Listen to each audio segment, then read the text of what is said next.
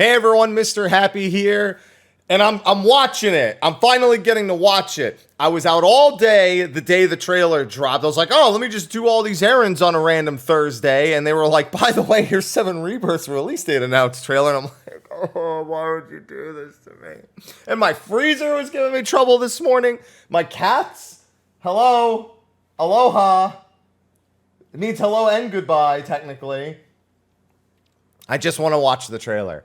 I've managed to stay in the dark about most everything, minus a few things in social and Discord, and I want to watch it because Remake surprised me with how much I enjoyed it. I'm not normally a huge 7 fan. It's in the okay category for me, but I'm very excited for Rebirth because it's a very important look into the rest of the world. I've been after how streamlined Remake was, like I liked it, but I was like, I'm worried about how they'll do open world stuff. So every look at Rebirth, that's how I think about, like, that's the element that I'm curious about the most. But then of course I want to see everything else. Heads up, 100% I'm referencing the original game. I know it's a tough space. Aloha, stop.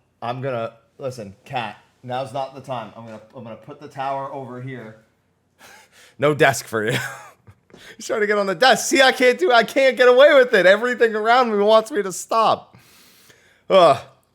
I played the original. I've played it so many times. I know it's frustrating if you're new to 7 to like hear all the people who do Remake and Rebirth be like, oh, I can't wait to see this, that, and that. And they're like, I don't know what that is. Thanks for spoiling. I have to. There's no way I can't. I've had decades of experience with this, so refraining myself won't be possible. So I just want to watch the trailer. I'll talk, and then I'll see what we talk about what we see. I don't know. I just got to start watching. We got to get going. The world's ending. At least, yeah, that's what everyone's saying. Oh, my boy. The sky. Reunion was also great. The world will be saved, but will you? Interesting. Ready to fire, sir. Junon, to Rufus. the new world order. Look at this. See, he wants to watch too. Fire! Oh, the Junon. I mean, I expected that to be there. Tell me you can't hear Wow, that. wait, that was Cosmo Canyon in the fishing village. The planet runs out of energy. It and everything on it. Synergy attack still. We can overcome our fate. I like seeing all the synergy attacks. These monsters. Yeah, that's Nebel. Aloha. You gotta go down, pal. Human. It's Mount Nebel. We're looking for Sephiroth. Think you can find him? Oh, Hey! Oh, they did give him an accent. Okay. I was wondering. I mean, I expected the Moogle to be there. There's no way it wouldn't be. Your brothers down there. Mountain Chocobo, Flying Chocobo. Cloud. You're our best chance Get off the of finding segue. Yeah, I ask because I suspect there's soldiers suffering from cellular Is that- degradation. Do not be. What's his name? You know the truth. Trust. In I can't me. remember his name. It begins with a G? Oh no, that's Mediel. Oh wow, that's Mediel. Oh yeah, that's where. Okay. I love seeing the Yuffie combos. Oh look, it's me. I can do that. Kate said. Wait. Oh, you know. Okay, so this is that's Mount Nebel. That's the. I can't remember the name of that. That's Materia Keeper. That's from not that part of the game though. Normally. There's Alexander, there's Odin, Gold Saucer. I mean, we knew it, right? If he's got it. Oh! Gotta have him back. Oh, okay. Okay, Chocobo. Okay, I've got a lot to say. There's a lot of individual elements. All references. All the Gold Saucer games. They look a lot better than the original's Gold Saucer games. Really? You're gonna trust her? I wouldn't trust her. A weapon? Tutelary Interesting. creatures. Oh, here we Seem go. only to appear when the planet is in grave danger. There's weapon. Oh, there we go. I mean, they had to. It's not like I'm that's shocked by that. When worlds merge. When worlds merge. Oh, that pretty much. Well, okay, that doesn't have to mean what I think it means, but it probably means what I think. And then February, yeah, that I knew. There was no way I was keeping that off my soul. Okay. Oh man. So when Remake came out, I liked to like notice all the little references to things. Like it was unavoidable to be like, that's Honeybee Inn. That's you just point out like characters and like it's obvious. There's the ghost train. There's this enemy. There's that enemy. That being said, I couldn't even keep up with like acknowledging them throughout the video because it was like every different frame was a different reference to a different point in the original. Like it was the scope was enormous to the point where I don't even want. It's not even I need to watch it again. I need to go like frame by frame again.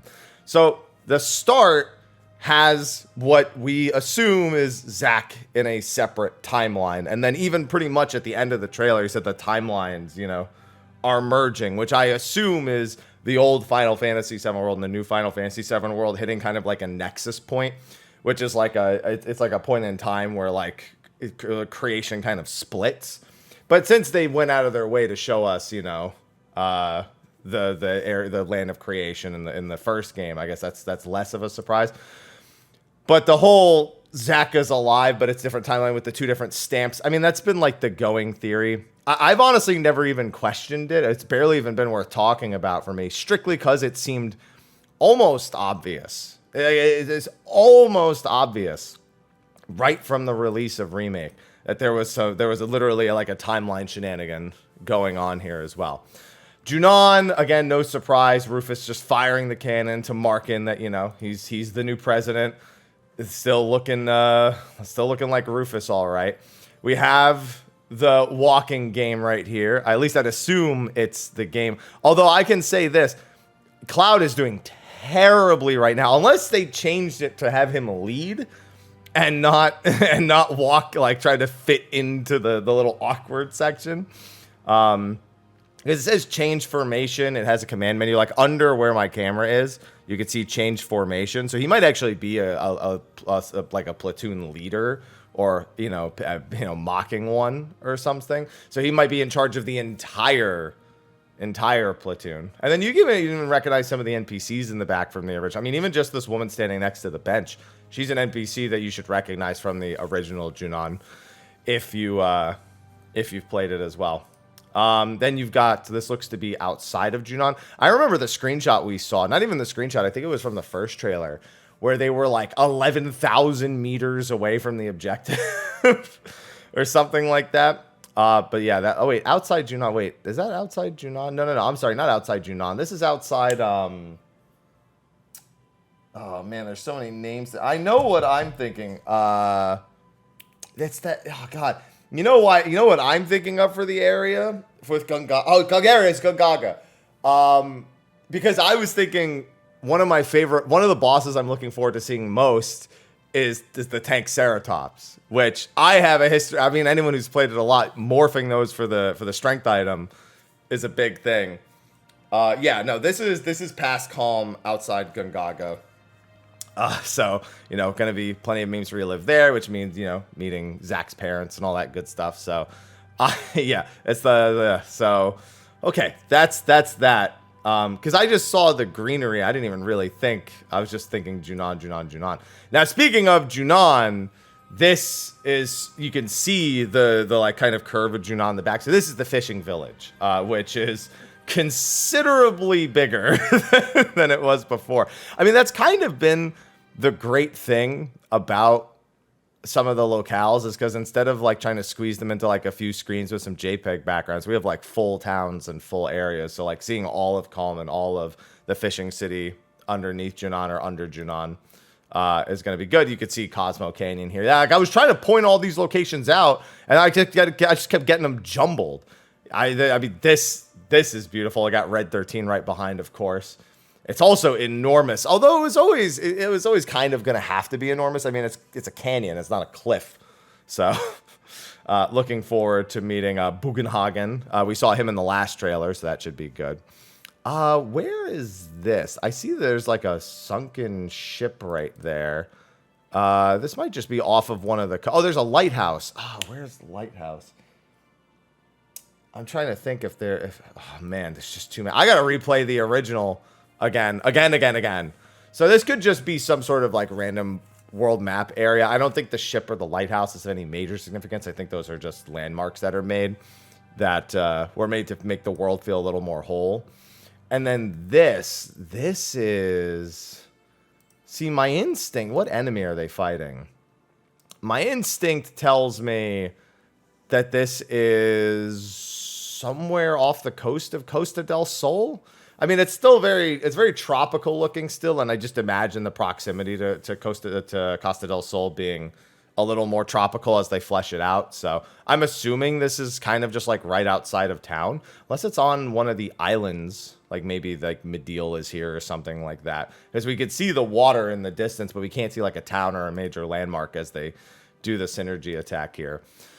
Where is this? I mean, this again is hard to tell. It's just like a cliffside. I don't think that building right there. Oh, you know what? This is probably, given the enemy that they're fighting, as they're heading up to Barrett's hometown. Yeah, they're heading up to Coral. That has to be heading up to Coral at some point.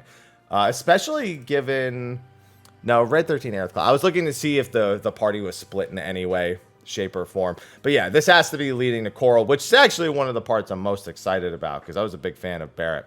This is the Nibelheim flashback. Again, I've said it before and I'll say it again. If the game doesn't cold open in the back of the truck with Cloud talking to Sephiroth, I'm going to be disappointed mildly. Because I think that is the sync. Everyone's been saying it since Remake came out, and we've wondered about how Rebirth would start, where it would end.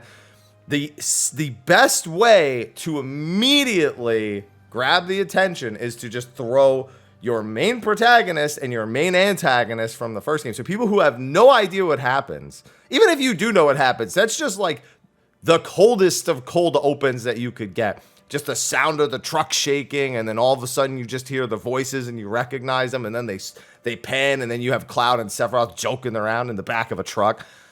There's no better way to do it. So if the game doesn't cold open with this section, I'll be shocked. I hope they don't make us like, because we already have the cutscenes from the end of Remake with them basically being outside of Calm. So there's no reason to really do it that way, in my opinion. So yeah, Mount Nebel flashback. I can't wait to see that. That's gonna be a good time. So this we have our reveal of Cait Sith, who I'm actually very grateful that they gave him an accent. They gave him the Scottish accent because that's kind of where the legend, because Cait Sith, there's always the argument, is it actually pronounced Cait Sith for 7, or is it Ketchi, like, like the folklore and everything? And we know Reeve doesn't have that. We know those of us who have played who Cait Sith actually is. He's Reeve. And we know Reeve doesn't have an accent. So I'm glad they gave Cait Sith this kind of like folklore accurate accent. I guess it's as close as it's going to get. He also looks great. I mean, he looked good when we saw him briefly in the other parts. You could see him standing on the Moogle there as well, which is weird because it almost looks like it's breathing. I mean, I guess that would give off a kind of better look, but it almost looks like his Moogle is just breathing right there. And you can see they're in an elevator, probably in the Gold Saucer. I mean, that's the most logical place for them to have him.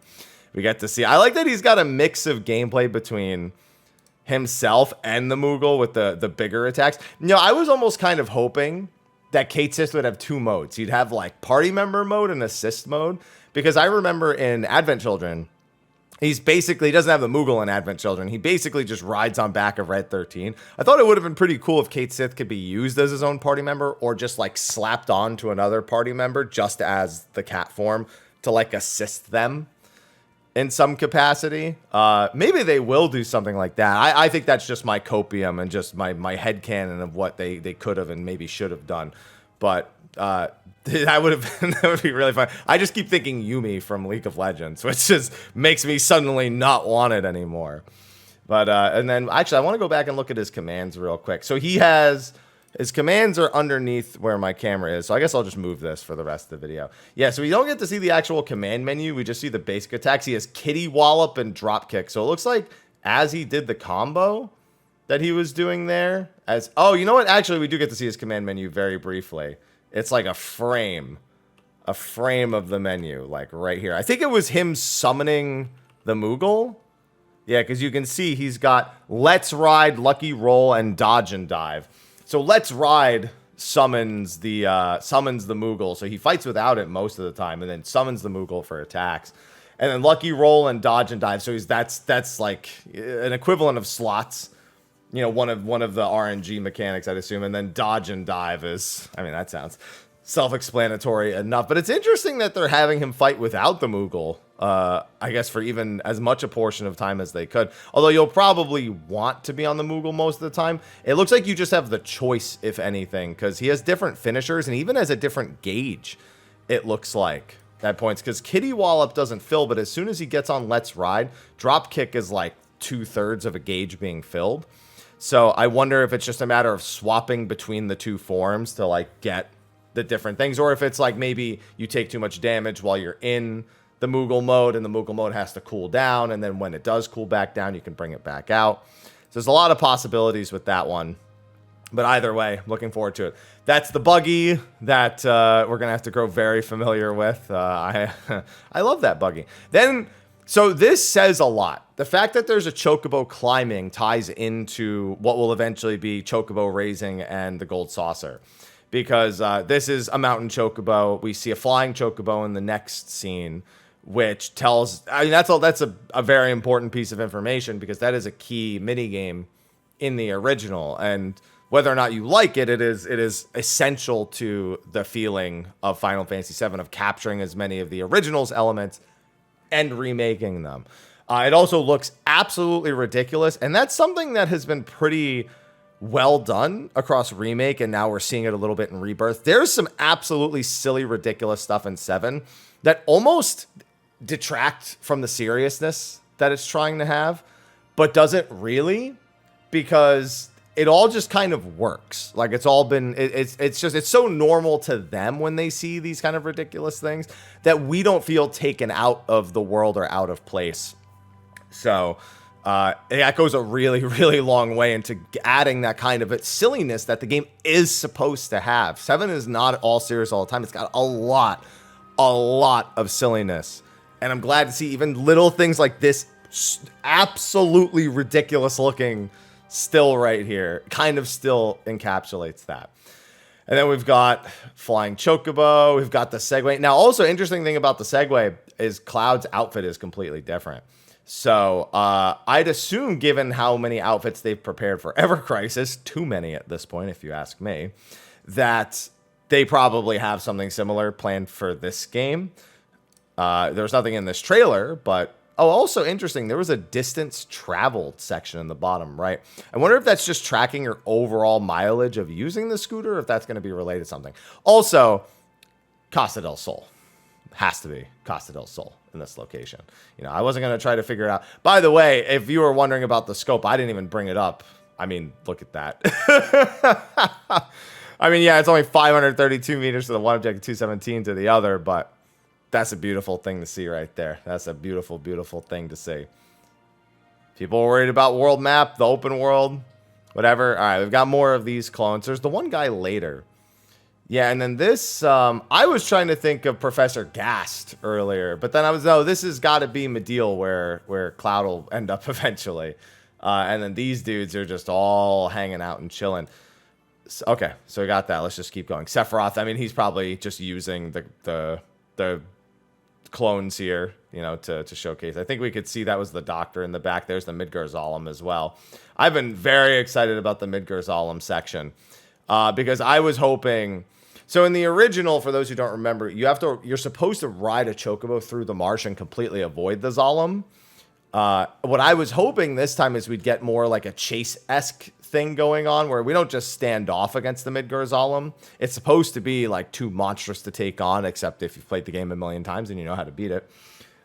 So I was hoping to get something more like an escape sequence with a fight at the end of the escape sequence, you know, after we've, you know, gone through a whole bunch of stuff, like a chocobo style escape sequence. So I'm hoping that's the case, but at the end, I mean, we're really just going to be looking for the one piked up on the thing. This is the fish that attacked Priscilla in the bottom of Junon. They're fighting it on like a raft-ish thing, it looked like this time, because it just like busts out of the ground. So Let's see. Yeah, there you go. All right, and there's that. And then we have a combo attack. I assume, again, this is off of Casa del Sol. With Yuffie, I mean, I have another thing I'd like to think, but I don't want to jump that far into predictions because I've got the interviews and everything to read, so I don't want to speculate too much anymore. I love that attack with Kate Sith, the synergy attack, and then this thing isn't normally here. This thing is the boss on the way up to Coral. There's an all materia by it. I think it's the materia keeper. I think that's it. I'm trying to remember because I think they have copies of this in New Threat. And then Alexander, of course. And then what is this thing? Is this Kujata right here? Or is this just a boss? No, I think this is just a boss running around. I was thinking because it was sandwiched between Odin and everything that it was like, this has to be Kujata. He's just like dashing around too much for me to really see. And then Odin's obvious. Gold Saucer. Cloud sitting down, just chilling. I'm so glad to see him back. And I gotta say, this is a great thing to get Yuffie in the outfit right there. I was wondering how they were gonna do Dio. This is a good way to do Dio. This is a good character to mix in with elements of the original remake, because Andrea and Dio absolutely have matching energy when you think about it. So I'm glad to see that this is how they decided to handle Dio, is by making him part of the show in the Gold Saucer, making Andrea part of the show in the Gold Saucer. This guy's another one of those ridiculous, silly, you have no idea like how it's going to translate characters. And then you've just got the minigames. Now, this looks like actual good Chocobo. I'm actually not that big a fan of Chocobo racing in the original. It's very stiff. It's quick and easy to win at the very least. It's not a hassle, but this looks more like racing, I suppose. Maybe it'll be different when we actually play it. Maybe it's more rail focused than it seems, but I'm hoping not. It looks like it's a little more open. Then we have, punching mini game from the Gold Saucer. We've got ATP, we've got Limit Gauge, we've got the bike mini game making its return. I'll call it the hardcore version. And then, yeah, Zack ending up back in his own timeline here. I'd assume he does this before going to the church, but maybe they're making this after the church because we have that church scene from Remake. God, I don't even remember her name. She's from, if I recall, she's from the novels. And obviously, we had the quests with her in Remake as well. But I don't even remember her name. She wasn't that important to me. And then, yeah, Rufus here. Now, this, when I saw, I don't recognize that facial hair anywhere, but I wonder if it's got to be someone we already know, because it would be very weird if it wasn't. Because I don't recognize who they are, I have a fear. I say a fear only because I've knocked Kingdom Hearts for this same thing a lot. That's the new character from Ever Crisis, that's Glenn. He kind of shows up in a similar hood in the opening cutscene in Ever Crisis for First Soldier. Because there are other possibilities, but they would have to, no matter who it is, they'd have to grow facial hair in some capacity to do this. Now, one thing that kind of supports it being Glenn is that they said that the Ever Crisis updates leading up to Rebirth would very much support Rebirth, and the First Soldier is brand new, and they're going to be updating it next month. So they could make it a different character. There's plenty of other characters it could be who would be like Ghosts of the Past style. But I can't help but feel like Glenn just makes a lot of sense, especially the opening cutscene and even just like the story in First Soldier very much seems like he just doesn't like Sephiroth at all. So if Sephiroth went here, he would theoretically be following him, etc., etc. So I don't know. It's really hard to tell for certain. Then we have the weapons here. Of all the weapons they would show us, it would have to be that one. It would have to be Sapphire of all of them. It's like, yeah, show us the one that's gonna get beat in a cutscene. And then we have Vincent, of course, making his grand appearance. Excited to see that. You can see the rest of the party hanging out all around the room. Looks like he scared Kate onto the ground over there. I'm wondering why it had to be Kate and Cloud were the only two people willing to check. By the way, there is an unopened chest over there. Well, it would be on the right side of the room, but on the left here. And I am upset that you did not open the chest before doing the cutscene. So I now can't help but notice that. What's also very interesting is looking out of the door. This doesn't look like it's in Shinra Manor. I mean, maybe it's just the lighting, but that looks like one of the roofs in Nibelheim itself. So I don't know. It could just be that like the mansion, like underneath, like the lower areas, is like way different, and so it just kind of looks like that from here. So that's all there is to that. And then we have, these are like cutscenes from the first. This is like replaying the first battle, but like from different angles even.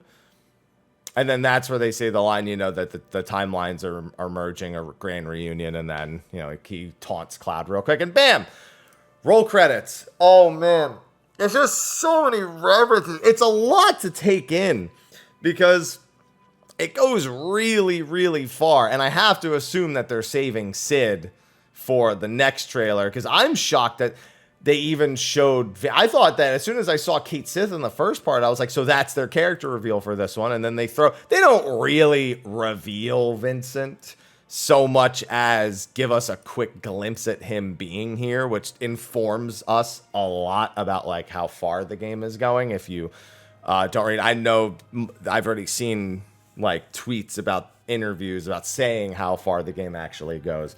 But I'm saying if you didn't have that information, but you did play the original, it starts to kind of put perspective into kind of the scope of the game. And given how big the areas look, given how all the mini games in the gold saucer, seeing things like the chocobos being the different kinds, all of that stuff is super, super important because they're all key elements of 7 that if any one of them wasn't there, Remake and Rebirth by extension would be received a lot less well from that regard. Obviously, it struggled with this whole timeline thing a little bit, but they promised pretty much all the core elements from 7 would be there in Rebirth when they first were talking about the fact that it was going to be a trilogy of games after Remake came out.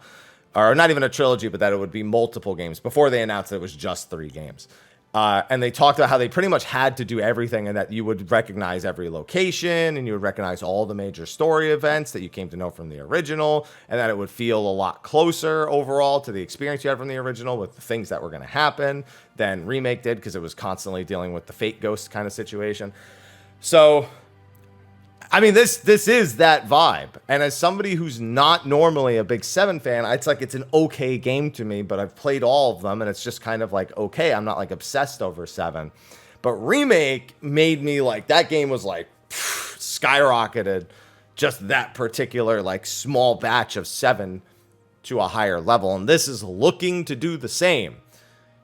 Obviously, we won't know till we play it, but we now know we get to play it February 29th because winter. I mean, they said winter, and you know what? That's winter. That's actually around when I thought. I was thinking maybe like early March. So February is pretty close. But, and of course, they only have the chance to release a game on the 29th of February every 4 years. So like, we're going to make use of that year. Wait, how are we going to celebrate the game's anniversary? No, it's going to be 4 years before the game's first anniversary. We're doomed. Got to make that joke. Regardless, very, very excited. Very good trailer. A lot to see, a lot to talk about, and a lot backing all the speculation that was happening for a very, very, very long time. So that's going to be a wrap for me. Watching the trailer, analyzing the trailer, talking about the trailer, and now I've got to catch up on the other news. So I'm going to end this video here and then take a short break and then transfer over to looking over the other stuff that I haven't seen, or at least seen piecemeal through social media. So let me know what you thought about the Final Fantasy VII Rebirth trailer. If you've played the original, all the things you're looking forward to seeing, all the things that you noticed, anything I missed, all that fancy stuff. Let's just talk about it. Just go to the comment section, talk about it. But yeah, I'm going to get working on the other stuff. So thanks for watching. I'll see you all in the next one. And until then, take care.